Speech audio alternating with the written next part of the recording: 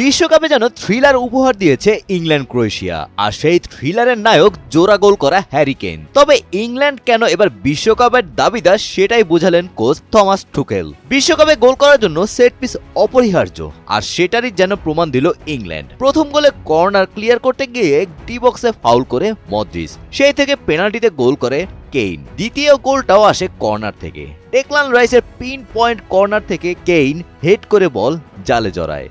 যদিও ক্রোয়েশিয়া দুবারই গোল শোধ করে টেনে ধরেছে ইংল্যান্ডকে, কিন্তু বিরতির পর তারা আর থামাতে পারেনি। সেখানেই আসে টমাস তুকলের মাস্টার ক্লাস।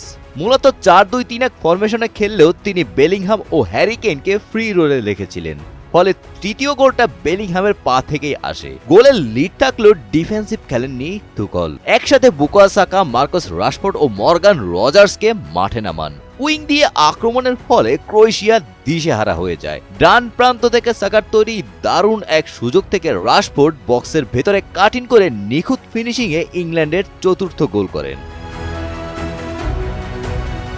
কোল পামার সহ বেশ কয়েকজন তারকা খেলোয়াড়কে না নেওয়ায় সমালোচনা হয়েছিল তুগলের, কিন্তু বিশ্বকাপ জিততে তারকা খেলোয়াড়ের চেয়ে টিম কম্বিনেশন দরকার, সেটাই যেন বুঝালেন এই কোচ।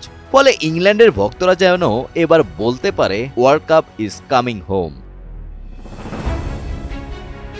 গোলাম রাব্বানি, টাইমস টুডে।